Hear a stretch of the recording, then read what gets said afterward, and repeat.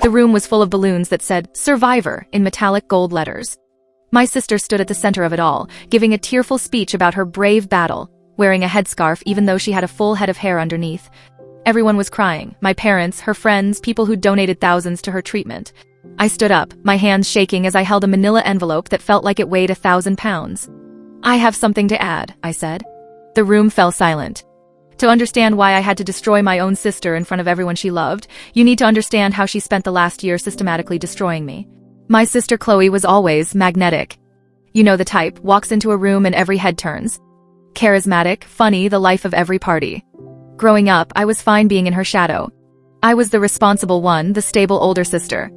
I had a good job in marketing, a solid savings account, and I was just 6 months away from putting a down payment on my first house. Then came the night that changed everything. It was a Tuesday. I remember because I was working late, finalizing a presentation. My phone buzzed. 12 missed calls from Chloe. When I called back, she was sobbing so hard I could barely understand her. "Can you come over? Please. I need you." 20 minutes later, I was at her apartment. The moment she opened the door, I knew something was horribly wrong. Her eyes were red and swollen, her hands were shaking. She could barely get the words out. "I have cancer," she whispered. "Stage 3 lymphoma." The world stopped. My little sister. 26 years old. Cancer. She told me the doctors said it was treatable but aggressive. The chemotherapy would be brutal. And here's where it gets complicated. Her insurance would cover the basics, but there was this specialized treatment protocol, cutting-edge stuff that could dramatically improve her survival rate. It wasn't covered. The cost? $45,000. I didn't hesitate. "We'll figure it out," I told her. "Whatever it takes." That night, I transferred $20,000 from my house fund into her account. It was everything I had liquid. "This is just the start," I told her. "We'll get the rest." What followed was a year of hell. But not the hell I thought I was signing up for. I became her primary caregiver. I drove her to chemotherapy appointments 3 times a week, or at least I drove her to the medical complex and waited in the parking lot because she insisted she wanted to go in alone, didn't want me to see her vulnerable. I held her hair while she vomited, allegedly from the chemo. I watched her grow weaker, missing work constantly to take care of her. The money kept disappearing. There were always new treatments, new specialists, experimental drugs. I took on a second job doing freelance work at night. I stopped going out with friends. I canceled the house hunt. My entire life became about keeping my sister alive. I'll never forget this one night. It was about 6 months in. She'd had a particularly rough session that day. I was lying next to her on her bed, and she turned to me with tears streaming down her face. "I'm scared," she said. "I'm not ready to die. I haven't done anything yet. I haven't lived." I held her while she cried. And I made her a promise. "You're not going to die. I won't let you. We're going to beat this together." In that moment, I would have given her anything. My last dollar. My last breath. That's what love is, right? That's what I thought anyway. Looking back, the cracks were always there. I just didn't want to see them. Her chemo appointments were always scheduled during my work hours, even though I begged to adjust my schedule. No, she'd insist. "You need to keep your job. I'll be fine." She never lost her hair. "Some people don't," she'd explain. "Plus, I'm using these amazing cold cap treatments. And I have a great wig anyway." She never lost her eyebrows either. Or her eyelashes. Her skin looked healthy. Glowing, even. Then came the Mexico trip. 8 months into her treatment, Chloe announced she was going to Cabo for a week. "The doctors said I'm responding well," she explained. "This might be my last chance to travel, and it's on my bucket list. Some of the GoFundMe money can go toward this, right? It's for my mental health." I felt something twist in my gut, but I pushed it down. Who was I to deny a dying woman her final wish? She came back tan, glowing, posting photos of herself parasailing and scuba diving.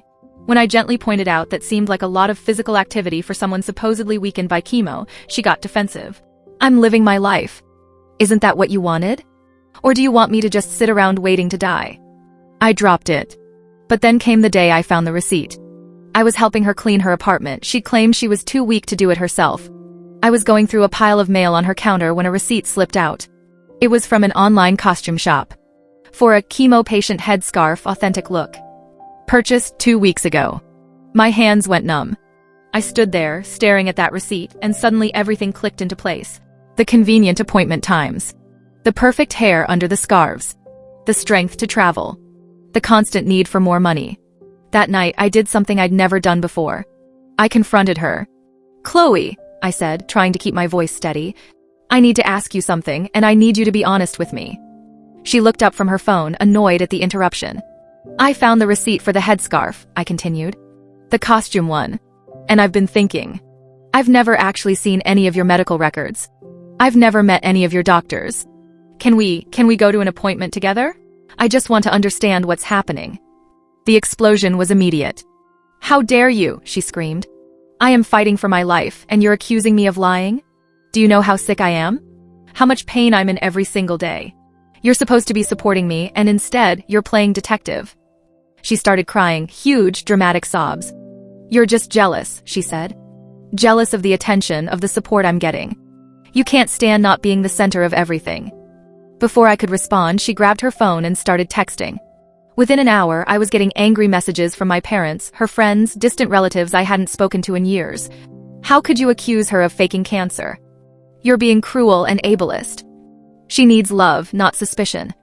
My own mother called me, disappointed. "This isn't like you," she said. "I understand you're stressed, but Chloe needs us right now. She needs you." I was isolated, painted as the villain. The unsupportive, jealous sister who couldn't handle her sibling getting attention. But something had shifted in me. Standing there, reading those angry texts, I felt the sadness drain away and get replaced with something else. Certainty. This wasn't a sickness. This was a con. And I wasn't going to confront her with feelings anymore. I was going to confront her with facts. The next day, I did 3 things. First, I called my family and apologized. I said I was overwhelmed, that I was wrong to question Chloe, that the stress had gotten to me. I needed them to let their guard down. Second, I took the last $1,000 from my emergency fund, money I'd been saving for actual emergencies, and I hired a private investigator. A real one, former cop, came highly recommended. My instructions were simple. Follow my sister. Get me proof she's not sick. Third, I smiled and nodded when Chloe announced she was planning a huge party. I beat cancer celebration to mark her remission. She'd set up a GoFundMe for it. "After everything I've been through," she posted, "I want to celebrate life with everyone who supported me." The party was scheduled for 3 weeks out. 2 weeks later, the PI called. "I've got it," he said. "Everything. Bank records showing where the money went. Flight itineraries to 3 different luxury vacations. Photos and video of her doing things no chemo patient could do. And the best part? I got her medical records from her actual GP. She's perfectly healthy. Never been treated for cancer. Never even been screened for it." I sat there, phone in hand, staring at the invitation to her party on my fridge. For the first time in a year, I smiled. The stage was set. The week before the party, I became a woman possessed. But not with anger, with purpose. I met with the PI 3 times. We went through everything. The photos were damning. Chloe rock climbing in Colorado. Chloe drinking cocktails on a beach in Mexico. Not just relaxing, but clearly healthy, vibrant, alive. Chloe at a luxury spa in Arizona. Chloe shopping at high-end boutiques, bags in both hands. The bank records told the real story. Of the $63,000 people had given her, my $20,000 plus donations from family, friends, and strangers on the internet, only $5,000 had gone to anything medical related. And that was for elective cosmetic procedures. The rest? Vacations, clothes, restaurants, concerts, a new car payment. But the medical records, those were the nuclear option. The PI had gotten them legally through a contact. They showed that Chloe Martinez, DOB matching my sister's, had been seen by Dr. Sarah Evans at Clearview Family Medicine for a routine physical 3 weeks earlier. The doctor's notes were clear. Patient in excellent health. No significant medical history. Requested general wellness check. All labs normal. There was even a note. Patient inquired about oncology referral. When asked why, stated she was just curious about the process. No clinical indication for referral. She'd been researching, making sure her story was believable. I made 35 copies of everything. One for every person on the party invite list. I prepared a speech. Short. Devastating. Factual. The night of the party, I put on a black dress, armor really, and drove to the event space Chloe had rented with other people's money. Walking in was surreal. The decorations were over the top. Silver and gold balloons everywhere. A banner that said Chloe's victory in glittering letters. A slideshow playing on loop, photos of her looking brave in her headscarf, inspirational quotes about survival, pictures of her with her head rested on my shoulder with a caption, "My rock, my sister." I felt sick. People were crying before the event even started. There was a table full of gifts. A guest book where people had written messages like, "You inspire me," and "So grateful you're still here." I moved through the crowd like a ghost. People hugged me, told me what a good sister I was. I smiled. I nodded. I had a manila envelope under my arm. I was calm. Eerily calm. At 7:30, Chloe took the stage. She looked beautiful, I'll give her that. She was wearing a cream-colored dress, her survivor headscarf, and just the right amount of makeup to look like she'd been through hell but come out the other side. The music stopped. Everyone gathered around. "I want to thank you all for coming," she began, her voice trembling with practiced emotion. "The last year has been the hardest of my life. There were days I didn't think I'd make it. Days I wanted to give up. People were already crying. But I'm standing here today because of all of you. Your love, your support, your generosity, it saved my life. Especially my sister."